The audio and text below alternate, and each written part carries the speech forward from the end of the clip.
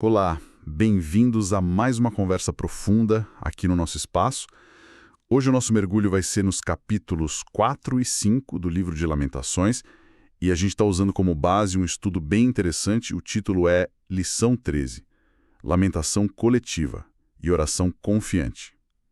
A ideia, então, é tentar entender como uma experiência assim tão dura, de sofrimento coletivo, como foi a queda de Jerusalém, que está descrita ali, como é que isso pode, virar outra coisa?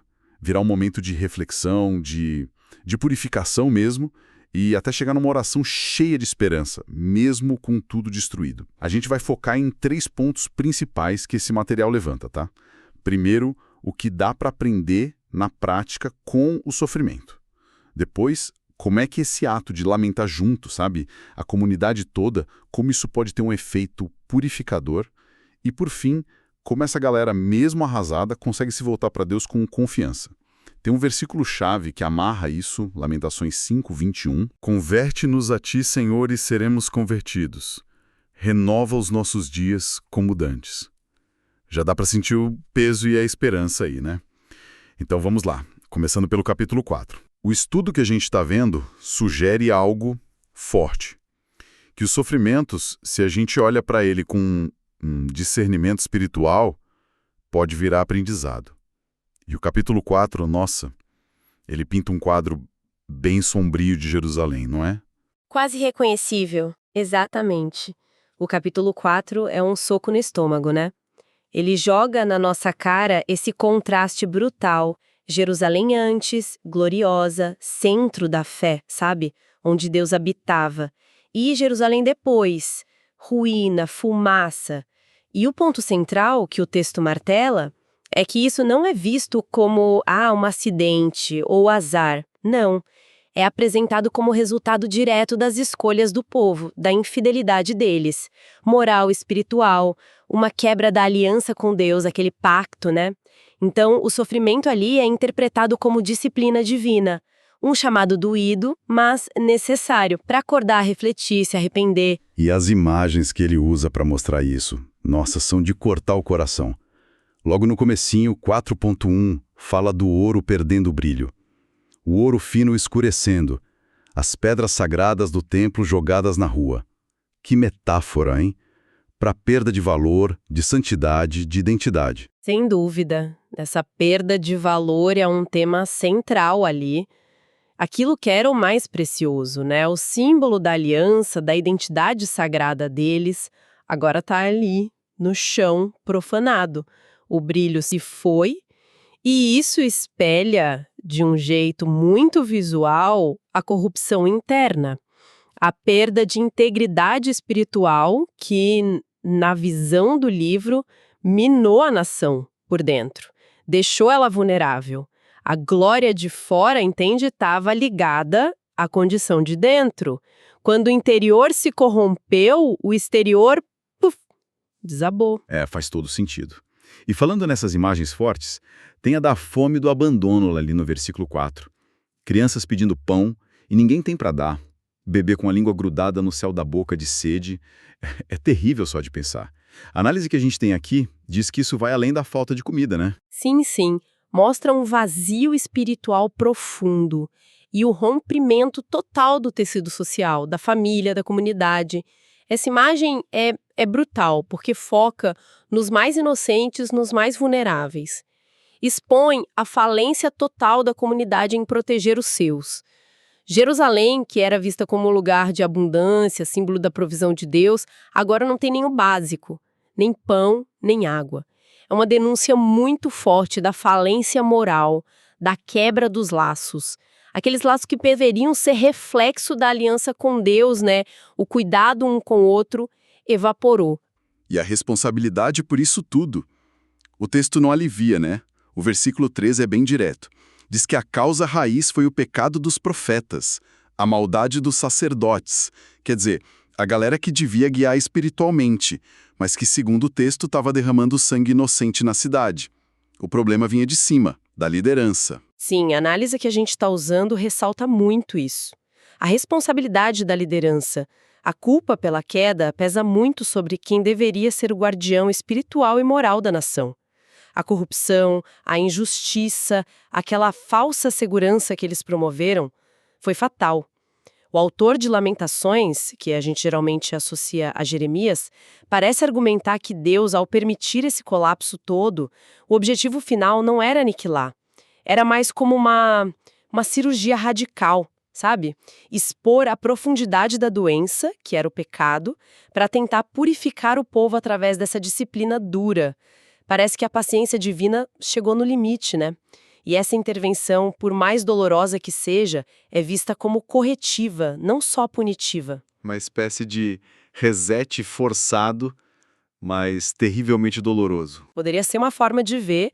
A ideia por baixo é que essa exposição brutal da realidade do pecado, sem filtro, é o que pode, talvez, abrir espaço para um arrependimento genuíno, não superficial, sabe? E daí, quem sabe a chance de um novo começo, de reconstruir numa base mais firme, mais verdadeira. Aquela ideia de construir sobre a rocha, né? Que a gente vê depois no Novo Testamento. O nosso material de estudo até menciona isso. O juízo nessa visão não é o fim da linha. É um meio traumático para uma possível restauração lá na frente. Esse cenário devastador do capítulo 4 joga a gente direto na atmosfera do capítulo 5. E é interessante como a nossa análise descreve o capítulo 5, uma oração em forma de lamento coletivo. Como é que esse ato de reconhecer a dor juntos, em comunidade, pode funcionar como purificação? Olha, o fascinante aqui, e que a nossa fonte explora bem, é o caráter quase que pedagógico e muito relacional desse lamento. Não é para fingir que não dói ou esconder a vergonha. É o contrário. É pegar toda essa realidade crua, a perda, a humilhação, o sofrimento, e levar tudo isso abertamente para Deus. Esse ato de confessar junto, como um corpo só, a situação de opróbrio, essa vergonha pública, essa desonra, é visto como uma ferramenta essencial de purificação espiritual. É como encarar a verdade nua e crua, por mais feia que seja, na presença daquele de quem eles se afastaram. É um passo de vulnerabilidade radical. Considera e olha para o nosso opróbrio. Versículo 1. A interpretação que a gente tem aqui ressalta que isso não é uma cobrança, tipo, com raiva, mas um pedido feito de joelhos, com reverência, com humildade. O povo agora quebrado pede: olha para a gente, Senhor, vê a nossa situação, não esquece da gente. É uma linguagem que admite a própria falha e a dependência total da misericórdia de Deus. Acabou a pose, né? Só necessidade. Exato. Todo aquele orgulho, talvez, ou autoconfiança que pode ter contribuído para a cegueira antes da queda, agora some. Dá lugar a essa oração humilde. A palavra opróbrio é chave. Carrega esse peso da vergonha, da desonra pública, da humilhação perante os outros. O povo está reconhecendo que essa situação degradante não é por acaso, é consequência do afastamento deles de Deus, da quebra da aliança. Admitir isso abertamente como comunidade é um passo gigante na purificação. Não é só dizer "tamo mal", é fazer uma confissão relacional. Falhamos contigo e olha onde a gente veio parar. É um desejo profundo de serem vistos por Deus mesmo nesse estado de miséria, na esperança de restabelecer a conexão perdida. E o lamento continua descrevendo essa desestruturação completa da vida. Tem um versículo que me marcou muito, o 14. Os anciãos já não se assentam na porta, os jovens já não cantam. A nossa análise interpreta isso de um jeito bem profundo, teológico até. A ausência dos anciãos na porta da cidade, que era o lugar de decisão, de julgamento, de sabedoria, né? A liderança comunitária. E o silêncio dos jovens, que são a alegria, a força, o futuro. Isso junto simboliza uma nação que perdeu a bússola moral, a sabedoria dos mais velhos, e a vitalidade, a alegria dos mais novos. Perdeu a memória, a esperança, a estrutura. É quase uma nação fantasma. Essa descrição do versículo 14 vai muito além de um retrato sociológico, cultural. É uma imagem potente da desolação teológica mesmo. A fonte da vida da nação, que na visão bíblica está ligada à relação com Deus e à ordem social que isso inspira, parece que secou. O silêncio onde devia ter conselho e o silêncio onde devia ter música, festa, indica a profundidade da crise. Existencial e espiritual. Os pilares ruíram. Nesse vazio, o lamento vira a única coisa que resta em comum, a única linguagem possível. É um reconhecimento compartilhado da falência que une velhos e jovens na mesma dor e, crucialmente, na mesma necessidade desesperada de Deus. Mas aí, mesmo nesse fundo do poço, no finalzinho do capítulo 5, a oração coletiva parece que dá uma virada, né? Aqui a coisa fica interessante mesmo. A análise fala de uma oração coletiva confiante. Como é que essa confiança brota no meio de tanta ruína e lamento? De onde vem essa força toda? Essa virada, e o nosso material de estudo aponta isso muito bem, não vem de uma melhora súbita das coisas lá fora. Não é que os inimigos foram embora ou a cidade foi reerguida do nada. A virada é interna, é teológica. Ela se apoia na reafirmação de uma verdade que continua de pé mesmo quando tudo mais caiu. A soberania eterna, imutável de Deus. O versículo 19 é a chave. Tu, Senhor, reinas eternamente. O teu trono subsiste de geração em geração. Essa é a rocha firme no meio do terremoto. Mesmo com Jerusalém em cinzas, templo destruído, povo humilhado, exilado, o reinado de Deus continua intacto. Ele não foi derrotado junto com o povo dele. O trono dele transcende as tragédias humanas, históricas. Essa convicção fundamental é o alicerce onde a esperança, mesmo que frágil, pode começar a ser reconstruída. Essa afirmação tem uma força tremenda nesse contexto. Funciona como um redirecionamento radical do olhar, né? Tira o foco das ruínas que eles estão vendo, da dor que eles estão sentindo, do desespero ali presente, e eleva para algo maior, para o trono eterno e invisível de Deus. É como se dissessem, ok, aqui no chão tudo desmoronou, mas tu, aí em cima, continuas rei. Nosso mundo caiu, mas o teu governo não. Reconhecer que Deus ainda está no controle, apesar de toda a evidência contrária para os olhos humanos, é o primeiro passo para sequer imaginar que pode haver restauração. E é partindo dessa base firme de confiança na soberania dele que surge a súplica central, aquele versículo que a gente falou no começo, o 5:21. Converte-nos a ti, Senhor, e seremos convertidos. Renova os nossos dias como dantes. A análise que a gente tem destaca algo crucial aqui. O pedido converte-nos, que em hebraico é chuveino. Não é uma promessa tipo nós vamos mudar. É um reconhecimento profundo da própria incapacidade. Eles admitem, a gente não consegue voltar para ti sozinho. Não tem força para reverter a própria condição espiritual por esforço próprio. É um clamor desesperado por uma intervenção direta de Deus. Faz a gente voltar para ti, Senhor, porque sozinhos a gente não consegue. Restaura a aliança que a gente quebrou. Opera em nós um renascimento dessa comunhão perdida.